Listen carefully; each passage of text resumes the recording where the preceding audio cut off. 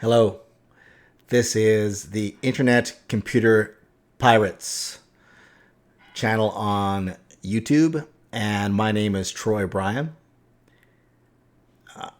We're doing a series on building freedom on the IC and whether or not that is possible. And I'm going through a presentation. This is going to be the second in a series of 13 videos. And this one is entitled A Free Society. A Free Society.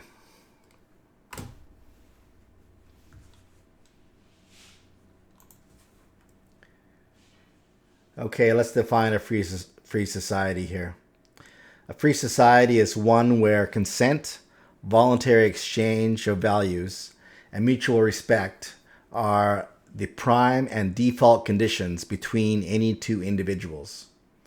Those who initiate force or fraud against other humans are given the opportunity to make their victims whole or excluded from a free society.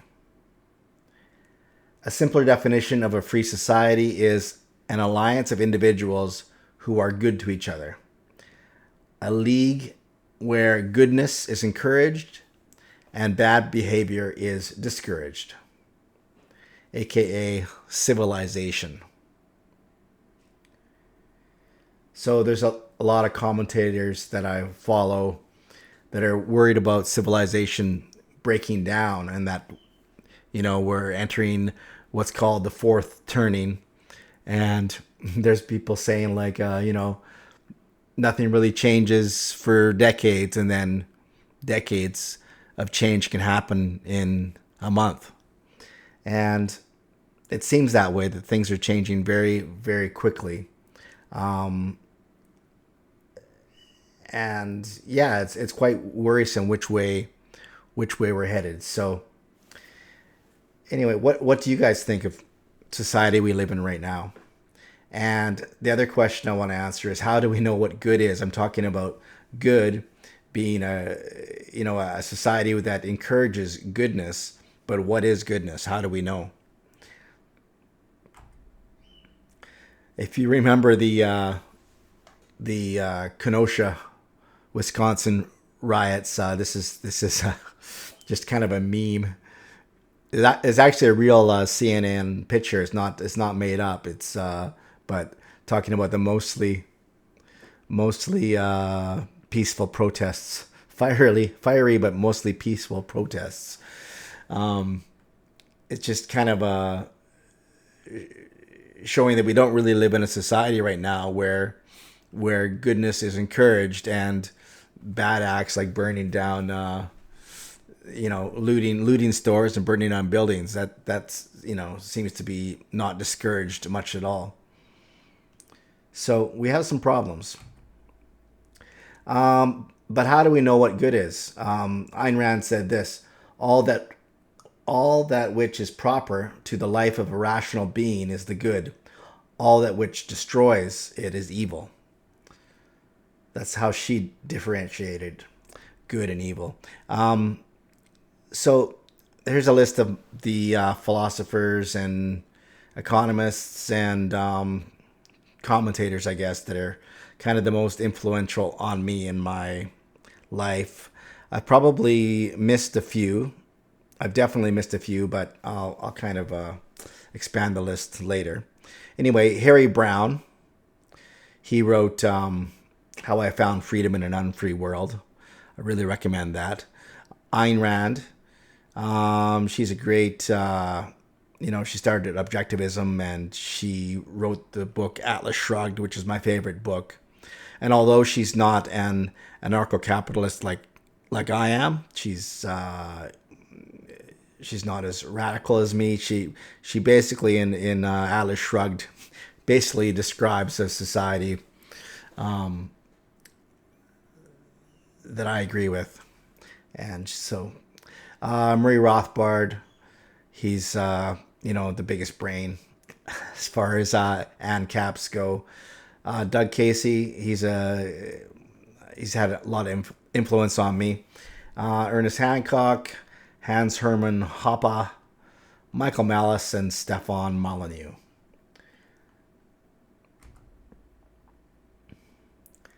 And every once in a while, you see a good line in a song, and that's why George Michael's quoted here. He sums it up: "All we have to see is that I don't belong to you, and you don't belong to me. Freedom. Freedom. You gotta give what you take. You gotta give for what you take." Okay, how do we create a free society? So sometimes really complex questions like that, because it seems like it would be complex, have simple answers. In fact, the simplest answer, as you know, Occam's razor defines, the simplest solution is often the correct one. But the answer to this question has a philosophical component and a technological component. Now, we're just going to deal with the philosophy right now in this video, the philosophical component. And the technological component will continue on in future videos, as far as what the components of the free society are and how we can build them on a distributed ledger, hopefully the IC. So just as the simplest design of a machine should be based on its intended function, function should determine the form. This is true about both the philosophical component and the technological component of our free society. So, keeping with simplicity, we start with the individual human unit. That is our building block for our free society. And I represent this just with a circle, and everybody's their own circle. And in that individual human unit, that individual, you have control of certain things.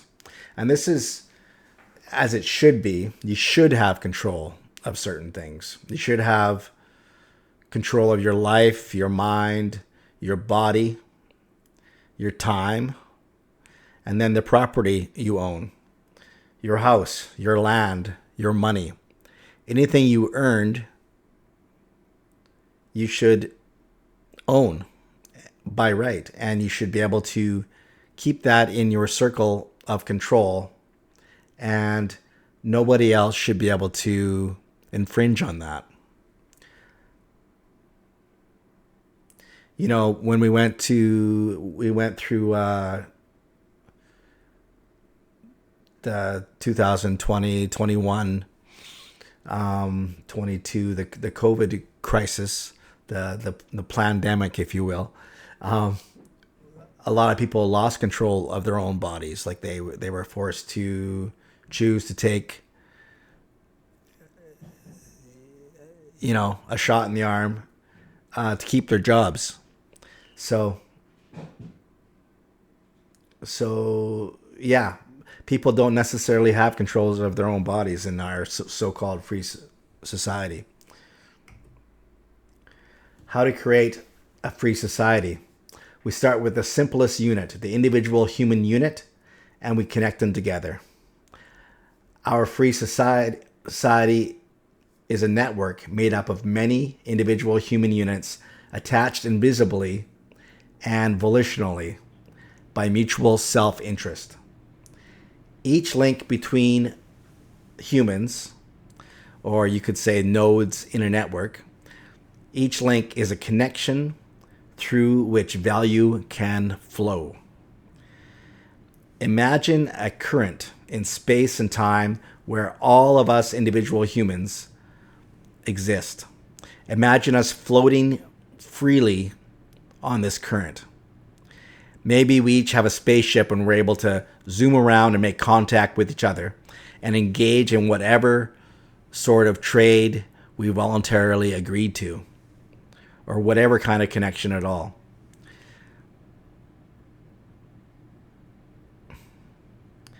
Now, just envision that instead of a spaceship, it's just a count on a blockchain, an anonymous identity, a NIM, if you will, NYM, NIM, or a node in a network. And any node can connect with any node and do whatever they each agree to.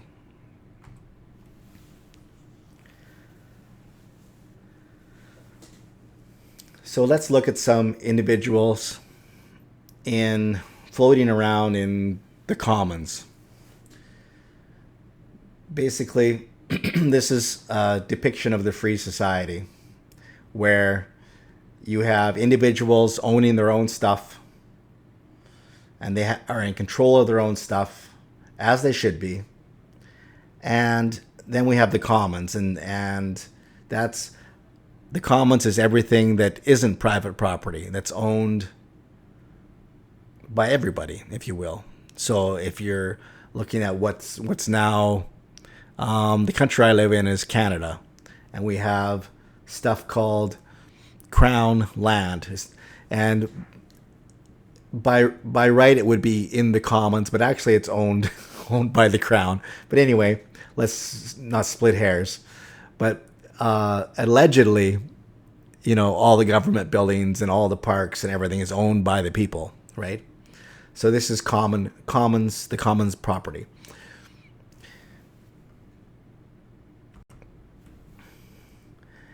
It would be useful if there was a common code of conduct, generally followed by the people, of which, if followed, promoted human life and the ascension of human civilization.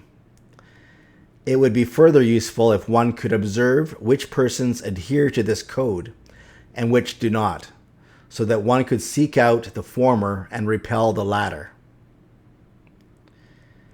There is a code that everyone who wants to be part of a free society can live by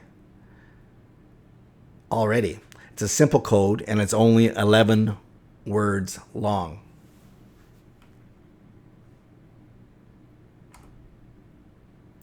The golden rule. Do unto others as you would have them do unto you.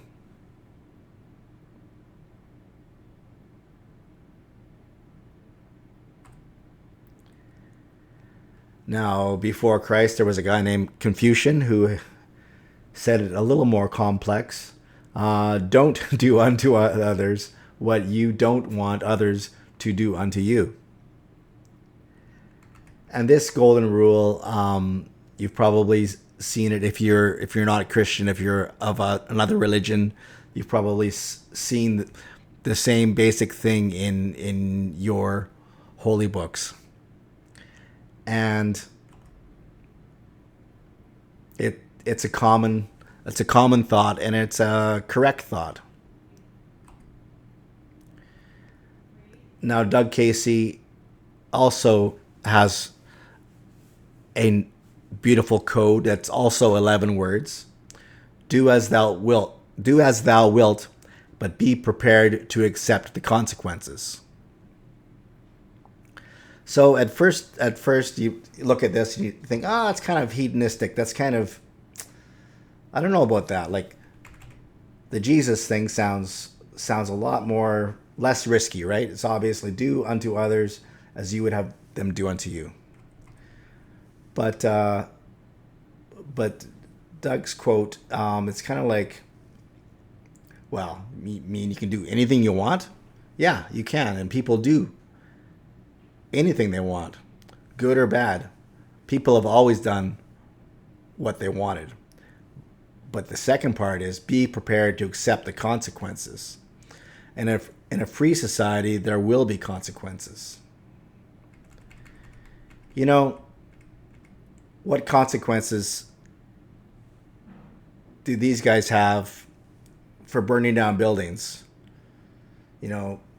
All sorts of shit's going down in the world right now.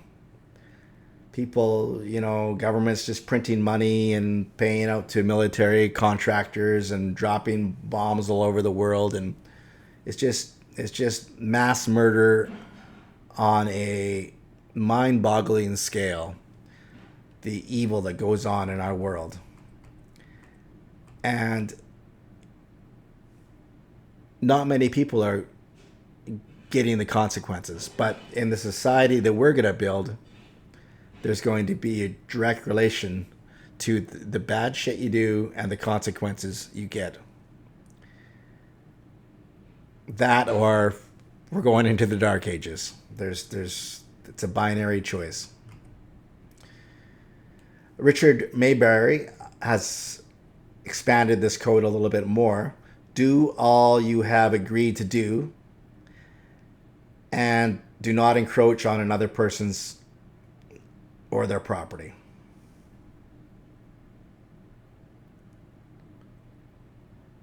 Do all you have agreed to do, and do not encroach on other persons or their property.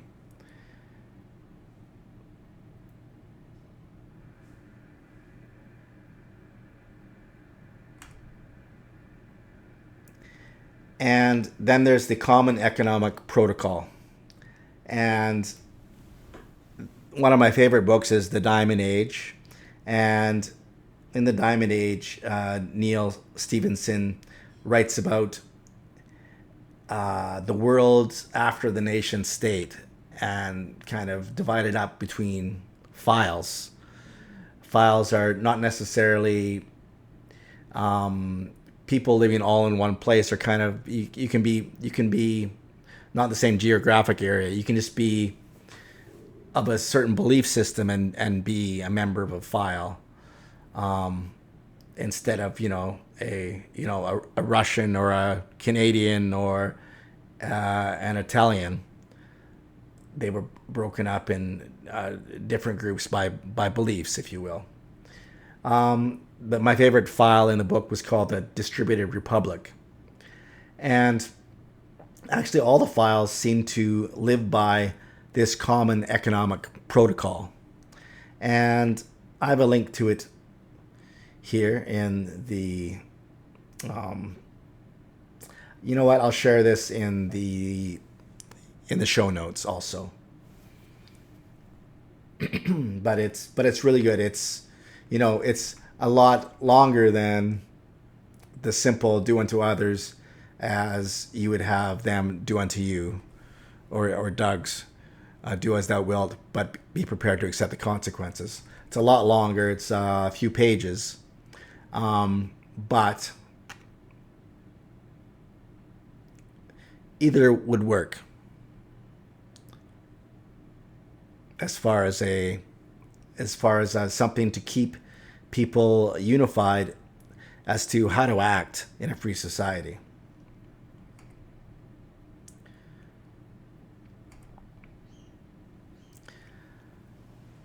So to quote Ernest Hancock of Freedom's Phoenix, there are two types of people in this world: those who want to be left alone, and those who just won't leave them alone.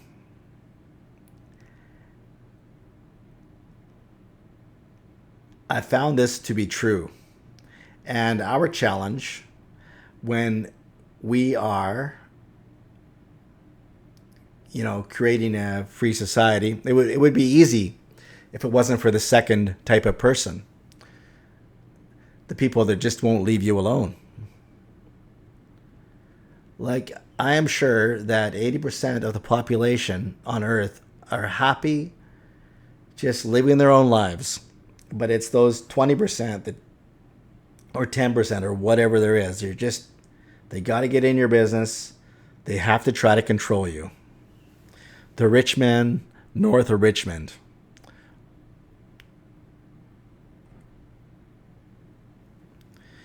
So Alex Jones said, the answer to 1984 is 1776. And he's been right about a lot of stuff, but that's not really correct. After 1776, the idyllic free America didn't last very long, because the Constitution is just a piece of paper, and unfortunately, people don't follow it. especially the people that just won't leave you alone, they don't follow the Constitution. So, America has gotten steadily worse. And the truth is, the answer the answer to 1984 is another book called Cryptonomicon. Cryptonomicon, highly recommend reading it, by another book by Neil Stephenson. And what I mean by this, I don't mean that the book is actually has the exact solution, although it does give a lot of good ideas. I'm talking about, cryptography as being one of the key components to building a free civilization, and that, financial privacy and everything else we can do with a distributed ledger, a blockchain. That's what is the answer to 1984. Of course, technology is a double-edged sword, right? So the same technology, the blockchain, can also be used as ushering in a new dystopia. Central bank digital currencies. I'm sure you've heard the acronym bandied about, CBDC. CBDC is central bank digital currencies, and that's something that they're going to try to bring in with the blockchain, and something we got to engineer around. The organization. Okay, so we started off talking about our little bubbles of individuals with our own stuff, living happily in the commons and minding our own business. Then we bring in the organization. This is one of my favorite quotes by Robert Heinlein. A committee is the only known form of life with 100 bellies and no brain. So, any organization has the potential to act as if it were a sociopath. So, when I wrote this, actually, I'm not actually sure of all organizations. If a DAO, for instance, a decentralized autonomous organization, could act as a psychopath or sociopath, like has been of late attributed to some corporations acting like psychopaths, aka Pfizer, and Moderna, and lots of companies in the military-industrial complex. Or basically anything for profit, rob the taxpayers, and kill people with government protects their liability. Anyway, I digress. So the nation state is an example of an organization. The corporation, and then we have associations and clubs, non-governmental organizations, cooperatives, decentralized autonomous organizations, and files. And files and DAOs are kind of like a future thing, right? So there we have it, the organization hanging out in the commons with the people. And I have nothing against organizations. Organizations are very, very useful. They are useful because, they just like their word, they organize many people into one mission. And I think corporations will continue to exist. I don't think DAO. Well, I'm going to talk about this later. Anyway, hint. If the organization in question is commanded by a person wearing a funny hat, no good can come of it. That's kind of a rule of thumb I've made up, and I think it is I think it is true. Funny hats, funny hats and kind of robes and stuff. Kind of anybody that's wears a costume to pretend that they're higher than the hoi polloi, that they have some sort of special rights. That's quite worrisome, and when they command a whole organization, it's usually not good. Murray Rothbard wrote a book, Our Enemy of the State. Various political systems control the common property, the enterprises, and the inhabitants of every nation state on planet Earth. Each of these political systems pretend to be different, pretend to be for the people, even pretend to oppose each other. For instance, the Republicans and the Democrats. Or here in Canada, we have the New Democrats, the Liberals, and the Conservatives.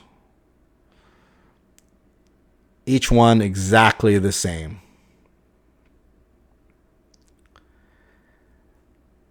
Every state farms out its population in the exact same way that a rancher farms his cattle.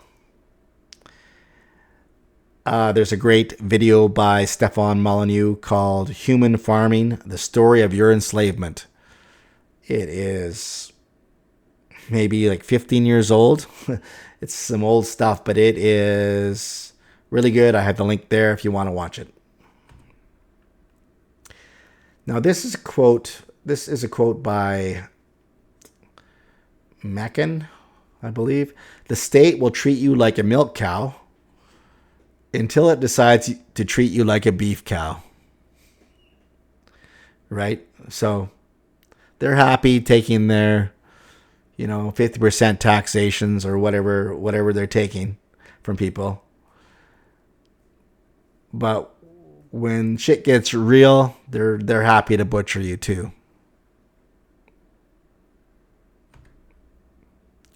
The authoritarian state. Now, I actually saw this recently. I went through a Banksy art gallery, had all his work, and this one I never seen before, and I took a picture. It depicts a man with a saw, and he's holding out, the saw is behind his back. He's holding out a bone for a dog. And the dog is looking up at the bone. And the dog is missing a paw. It's been cut off. So what this art meant to me, and I'm not sure if it meant the same thing to Banksy, but what it meant to me is the man equals authority. The saw equals his threat of force. The bone represents all the stuff that you could do for yourself if you were a wolf or a coyote instead of a dog. And the dog equals you and I.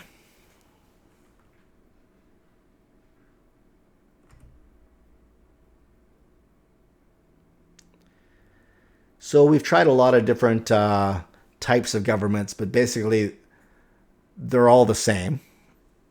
In the last century, they're all essentially the same, even though that they have different names, whether it's democracy, social democracy, fascism, communism, republic, like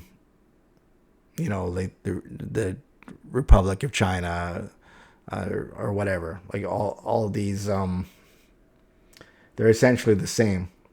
Authoritarian rule.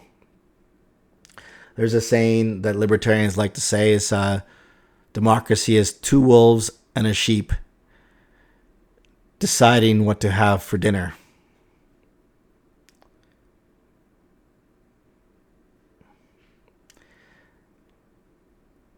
Authoritarian rule is often disguised as democracy. The evil that the regime is doing in the time is really hard for people to see through the propaganda. But in history, looking back, you can always see how bad it was. How hated is, Lenin and Stalin looking back. Adolf Hitler, Mussolini looking back. But how those politicians fooled the people.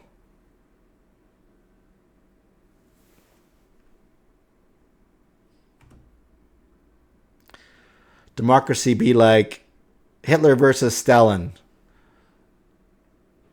You must choose one. Trump versus Clinton. Bush versus Gore. Is there a difference? The welfare state, the warfare state continues. There is no difference. This is perhaps the best thing South Park ever created, and that is the giant douche versus the turd sandwich. Which would you vote for? Giant douche, turd sandwich, or giant douche or turd sandwich? Every election, almost every election is the same.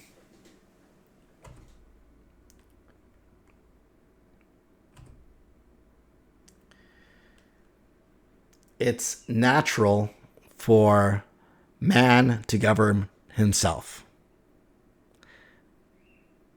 Look at yourself. You should be able to make decisions on your own life and your own property. So look at me. I should be able to make decisions on my own life and my own property. Free civilization is very simple.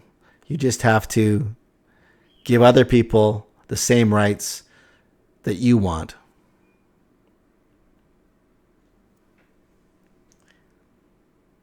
The only question is, how should man govern the commons, and how should organizations that exist within a free society be governed? The simplest system for a free society will serve us best. Humans should own and control themselves. Private property is to be governed by the individuals who own it. Organizations, of course, can also own property. Everything that is not private property, owned by individuals or organizations, is known as the commons. So now we're going to go through some different methods, potential methods of governing organizations and the commons. So in his book, More Equal Animals, The Subtle Art of True Democracy, Daniel Larimer talks about something called fractal democracy. And he's actually built some blockchain software that you can find at fractally.com that demonstrates the use of this fractal democracy. Now, if I was a person who believed in democracy, this is the way to run a democracy. I think I can explain it in a couple of minutes. Picture let's talk about a county or a city of 50,000 people, say. And you want to elect a mayor. What this software does, and what Daniel recommends, is to elect the mayor. You just it breaks it down into groups of 10. Everybody at the same time joins this voting mechanism. They meet in groups of 10.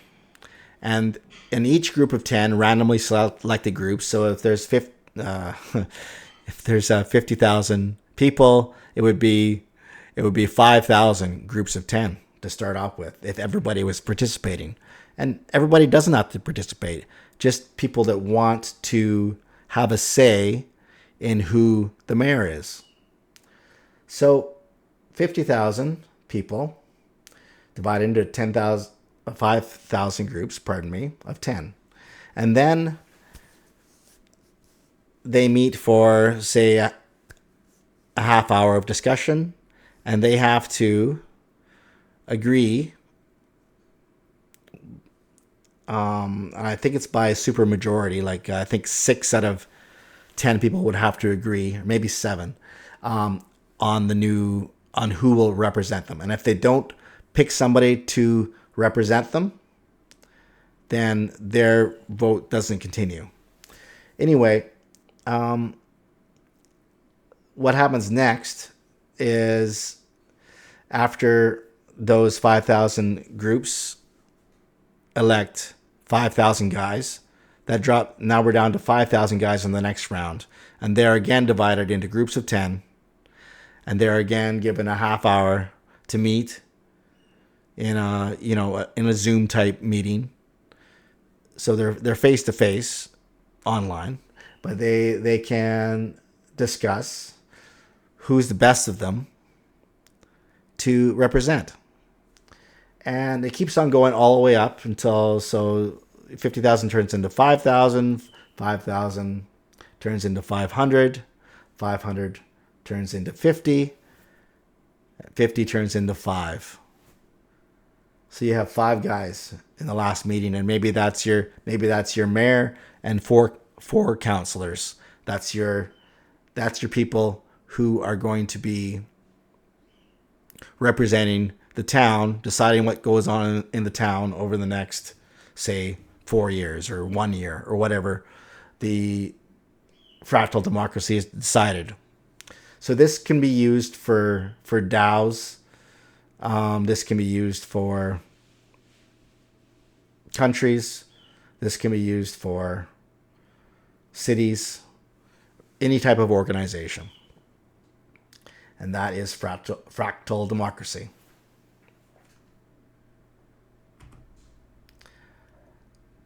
Now, monarchy. I'm just throwing this in here. Now, there's really no difference between a evil monarch and an evil dictator, right?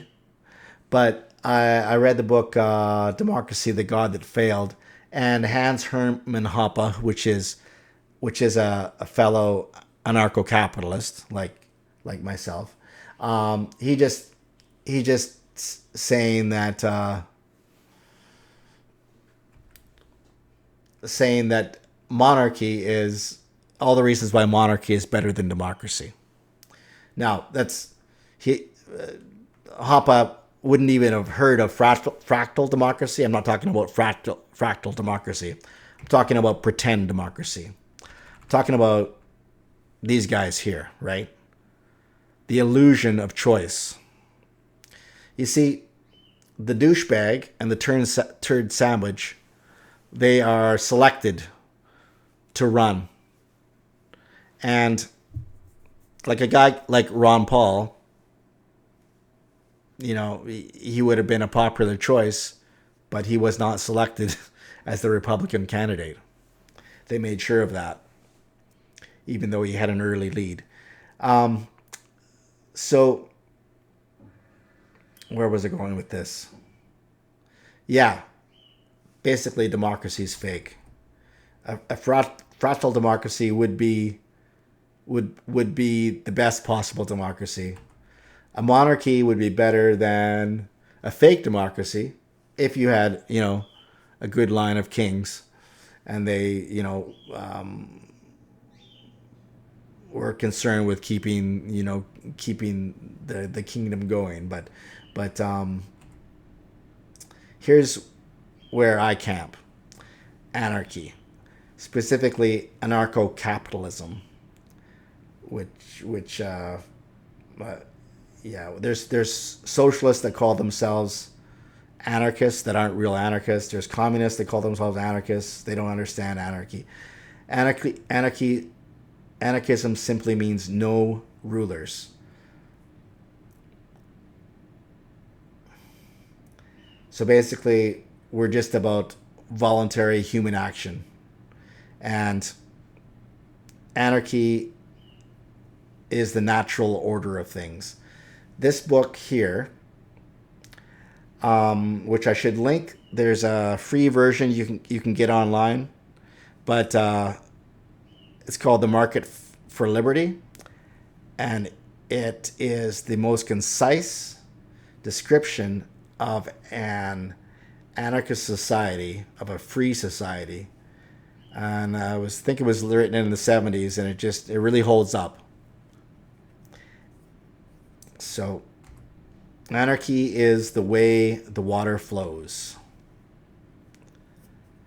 Be water, my friend.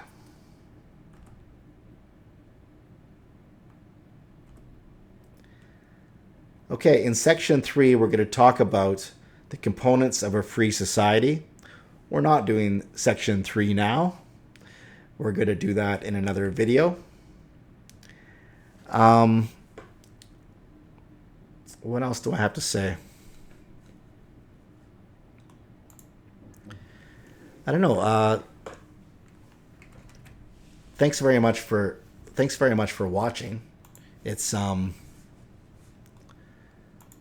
I'm humbled that you got this far, and pardon me, I'm making mistakes here, but I just wanted to show a couple more slides just to end the video, and that is, well, I don't really have to. Yeah, I'll just leave it with Doug Casey's quote: "Do as thou wilt, but be prepared to accept the consequences." That's kind of my motto, and I think it's a great start. You can find more about what I'm doing here on the 2 websites. There's buildfreedom.info. That's buildfreedom.info. And secondly, there's ic-pirates.com. ic-pirates.com. Internet pirates. Internet computer pirates. .com. So, yeah. If you could join my group, Internet Computer Pirates, on Open Chat, that would be super cool. I'll put links to that in the show notes also. So thank you very much. I'll talk to you later.